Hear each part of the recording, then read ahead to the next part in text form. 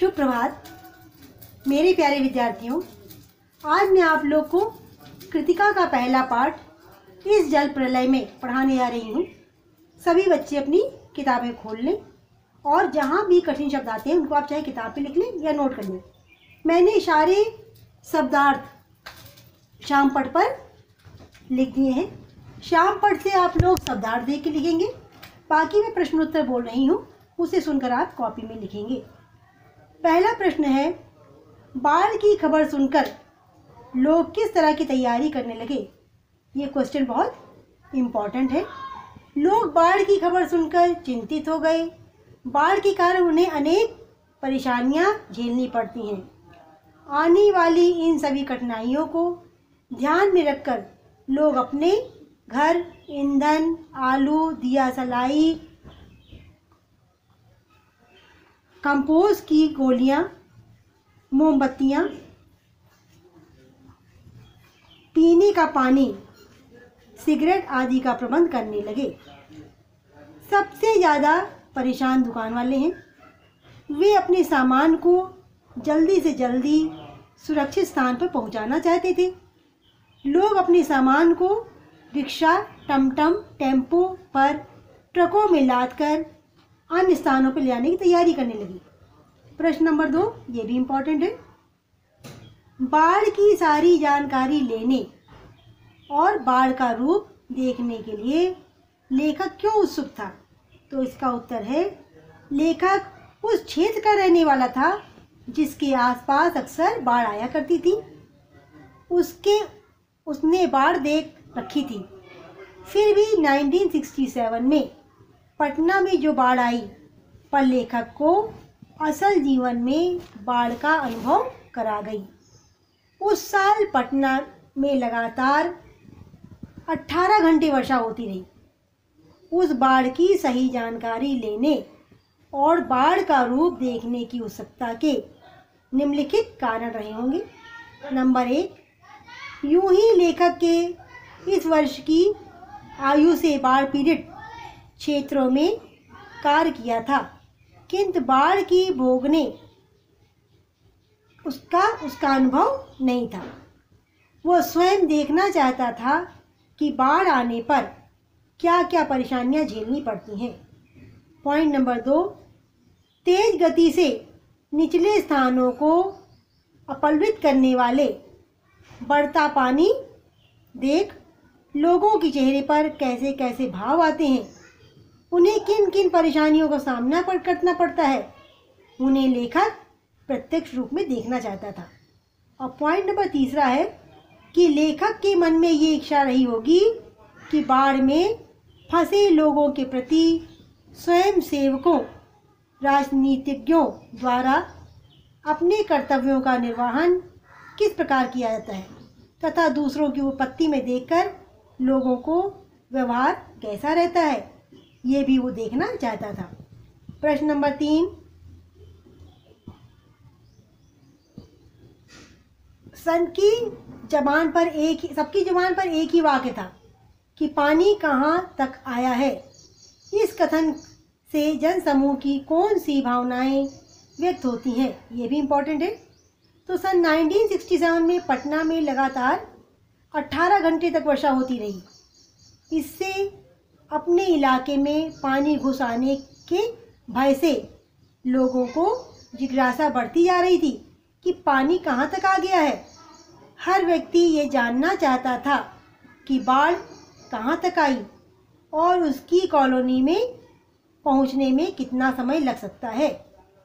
जिन इलाकों में सुरक्षित वो समझ रहे थे सुरक्षित हैं भी या नहीं। इस प्रकार जनसमूह के कथन से उत्कृष्ट जिज्ञासा, कौतूहल तथा अनुभव प्राप्त करने की भावनाएं व्यक्त हो रही हैं। प्रश्न नंबर 4 है, मृत्यु का तरल दूध किसे कहा गया है, क्यों? इसका उत्तर है, इस जल प्रलय नामक पाठ में के अंतर्गत मृत्यु का तरल दूध बाढ़ के उस पानी को कहा गया है जो ऊंचे नीचे स्थानों की ध्रुवीता होता हुआ ऊंचे नीचे स्थानों को डुबोता हुआ लोगों को भयभीत करता हुआ मृत्यु का संदेश लेकर आया है। प्रश्न नंबर नहीं, अभी अधूरा है, ये लेकर आया है। मृत्यु का तरल दूत कहने का कारण ये है कि बाढ़ के कारण निचले स्थानों की फसलें, जानवर आदि जलमग्न हो जाते हैं, कच्चे मकान धराशायी हो जाते हैं। न जाने कितने लोग बाढ़ में फंसकर अपनी जान से हाथ धो बैठते हैं। बाढ़ के कारण कई बार बिजली के खंभे गिर जाते हैं। इनमें प्रवाहित होने वाले करंट से पानी में भी प्रभाव पड़ता है। जल जीव मृत्यु के शिकार बन जाते हैं। प्रश्न नंबर 5वां, आपदाओं से निपटने के लिए अपनी तरफ से कुछ सुझाव दीजिए। तो इसका उत्तर है, आपदाओं से निपटने के लिए मैं अपनी तरफ से कुछ सुझाव देना चाहूँगी जो निम्नलिखित है। पहला, बाढ़ आने की संभावना को देखते हुए कुछ आवश्यक वस्तुओं जैसे मोमबत्ती, माचिस, ईंधन, सब्जियां इत्यादि आवश्यक दवाइयां आदि का प्रबंध कर लेना चाहिए। नंबर 2, प्राथमिक उपचार में काम आने वाली दवाएं जरूर रख लेनी चाहिए। बाढ़ की स्थिति में उल्टी, दस्त, पेचिश, हैजा, मलेरिया आदि होने की संभावना बढ़ जाती है। कभी कभी महामारी भी लग जाती है। इन्हें फैलने से बचाने का उपाय अवश्य करना चाहिए। पॉइंट नंबर 3, बाढ़ के साथ कुछ जहरीले कीड़े मकोड़े घर में आ जाते हैं, इनसे भी बचने का उपाय करना चाहिए। पॉइंट नंबर 4, बाढ़ आने की संभावना में कीमती वस्तुओं को ऊंचाई वाली जगह पर रख देना चाहिए। नंबर 5, दूषित पानी के प्रयोग से बचना चाहिए। नंबर 6, हम लोगों को जागरूक करें कि प्लास्टिक की थैलियों को इधर उधर ना फेंकें, क्योंकि ये नाली में इधर उधर फंसकर अवरोध उत्पन्न करती हैं। प्रश्न नंबर 7, वर्षा के जल का संचयन एवं उचित प्रबंध किया जाना चाहिए ताकि वर्षा का अतिरिक्त जल बाढ़ का कारण न बन सके।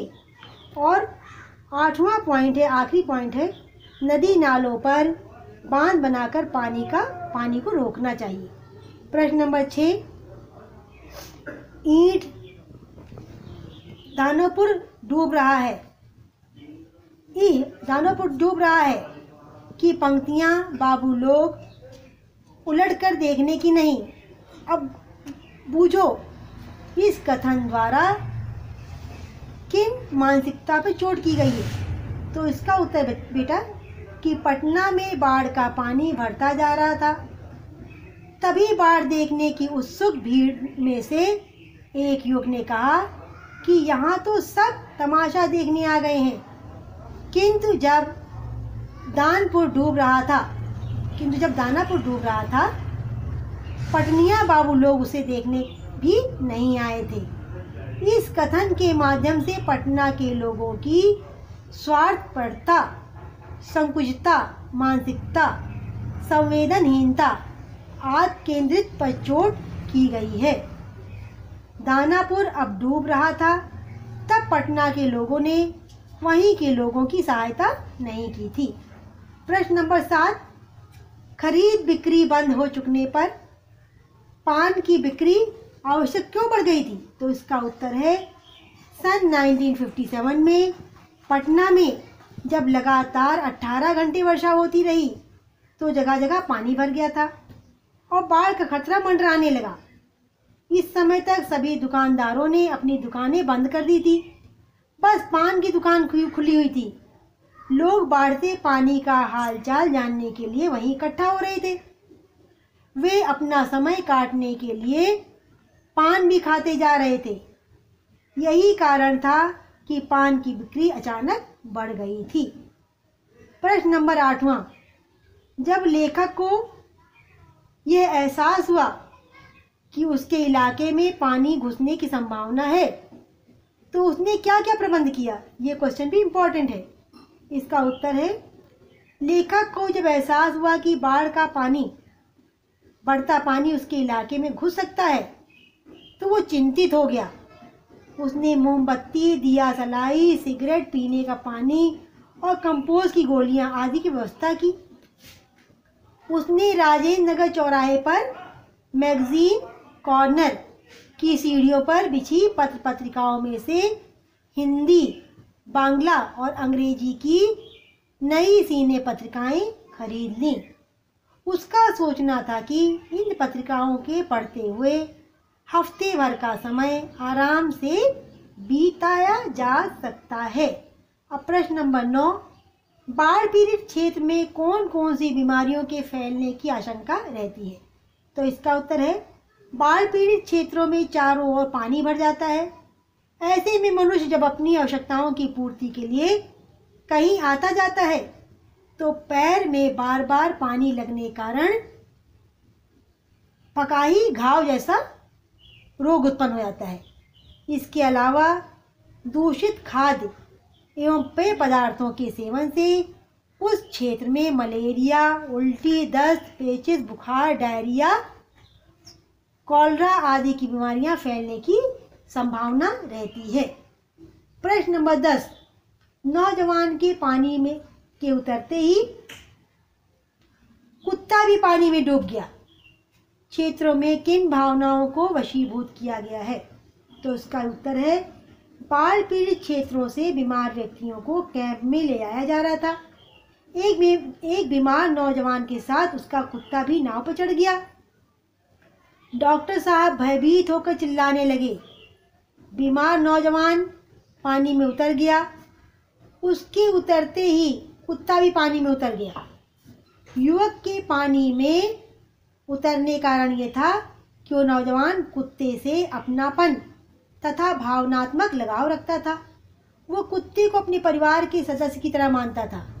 वो अपने परिवार के उस सदस्य को कैसे छोड़कर जा सकता था? यही स्थिति कुत्ते की भी थी। उसने देखा कि जब उसका मालिक नाव से उतर गया है तो वो कैसे नाव में बैठा रहे? अपने मालिक को बाढ़ में छोड़कर वो अकेला कैंप में कैसे जाए? इसी भावना के अधीन हो कुत्ता भी नाव से उतर गया। अब प्रश्न नंबर है 11, अच्छा है कुछ भी नहीं। कलम थी वो भी चोरी चली गई। अच्छा है कुछ भी नहीं। मेरे पास मूवी कैमरा, टेप रिकॉर्ड आदि की तीव्र कंठा होते हुए भी लेखक के अंत में भयावह कथन क्यों कहा? तो इसका उत्तर है लेखक ने देखा कि उसकी कॉलोनी के आसपास का सारा भाग ही पानी में डूबने लगा है, तो उसने महसूस किया कि अच्छा है कि उसके पास कुछ भी नहीं है। उसके पास अगर मूवी कैमरा, टेप रिकॉर्ड होते भी तो वह आसपास के लोगों की हृदय विदारक चीखें तथा विभीषक के दृश्य भले ही कैमरे में कैद कर लेता, पर इससे बाढ़ में फंसे लोगों का कोई कल्याण नहीं हो सकता था। यह सब लेखक के लिए लेखन का विषय बन सकता था, पर वो सब उसके किस काम का होता? वह नाव तमाशाबीन बनकर रह जाता। वो नाम मात्र के लिए तमाशाबीन बनकर रह जाता। लेखक जो हमेशा से बाढ़ पीड़ितों की मदद करता आया था, वो उनकी मदद ना कर पाता। इसीलिए उसने ऐसा कहा कि अच्छा है कुछ भी नहीं। कलम थी वो भी चोरी चली गई। अच्छा है कुछ भी नहीं मेरे पास। अब आते हैं हम प्रश्न नंबर 12 पर। आपने भी देखा कि मीडिया द्वारा प्रस्तुत की गई घटनाएं कई बार समस्याएं बन जाती हैं। ऐसी किसी घटना का उल्लेख करें। तो इसका उत्तर आप लिखेंगे कि मीडिया द्वारा प्रस्तुत की गई संवेद घटनाएं बन जाती हैं। इसका ताज़ा उदाहरण सन 2010 के सितंबर महीने में जब दिल्ली में कई दिनों तक रुक रुक कर वर्षा होती रही, तब इन्हीं दिनों हरियाणा सरकार द्वारा ताजोवाला के हथनी कुंड बैराज के लाखों क्यूसेक पानी एक साथ छोड़ दिया गया, तो यमुना उफान पर आ गई। दिल्ली की निचली कॉलोनियों तथा निचले स्थानों पर वर्षा का पानी जमा हो गया। पानी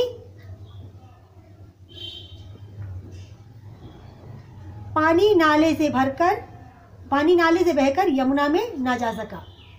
उस ठहरे हुए पानी को कई समाचार चैनल विभिन्न कोणों से बार बार दिखा रहे थे और उद्घोषणा कर रहे थे, देखिए ये लोग कैसे पानी में डूब रहे हैं। इसके अलावा यमुना के बढ़ते पानी को यूं दिखा रहे थे मानो पूरी दिल्ली ही डूब जाएगी। इससे लोगों में अनायास भय का वातावरण बन गया था। हैरान परेशान जनमानस अफरा तफरी में पड़ गया था। और आखिरी क्वेश्चन, अपनी देखी सुनी किसी आपदा का वर्णन कीजिए। तो इसका उत्तर है सितंबर 2010 में हम दिल्ली में मुरादाबाद बरेली होकर लखनऊ जा रहे थे। हमने मुरादाबाद से पहले गढ़मुक्तेश्वर में पुल से ही उफनती गंगा और उसके आसपास के जल पल्लवित क्षेत्रों को देखा। आगे जाने पर देखा कि मुरादाबाद बरेली का मुख्य मार्ग पानी में डूब रहा था तथा उससे पहले की सड़क पर अनेक वाहन खड़े थे। पुलिस वाले वहां से वाहनों को आगे नहीं बढ़ने दे रहे थे। सड़क पर पानी अत्यंत तेजी से बह रहा था। लोग अपने सामानों की गठरी बांधे बच्चों तथा मवेशियों के साथ सड़क के किनारे बने फुटपाथ पर तथा कुछ ऊंचे नीचे स्थानों पर जमा थे। उनके मुरझाए तथा करुणापूर्ण चेहरे देखकर हम द्रवित हो उठे। हमने यथासंभव उनकी मदद की और वहीं से वापस आ गए। यह हृदय विदारक दृश्य मुझे हमेशा याद रहेगा। तो मेरे बच्चों, आपका ये लेसन के सारे क्वेश्चन आंसर समाप्त होते हैं। प्रश्न नंबर 13 तक था।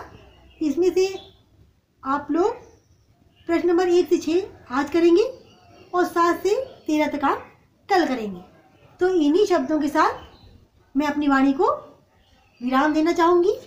जैसा मैंने ब्लैक बोर्ड पर लिखा है, सबको लाइन ड्रॉ करके रेखा खींचकर इसी तरह लिखना है और कोई भी बच्चा क्रॉस बनाकर या इक्वल का निशान बनाकर नहीं लाएगा। पिछली बार मैंने कॉपी चेक की थी, आप लोग इस तरह काम करके लाए थे, तो उस तरह काम नहीं होना चाहिए।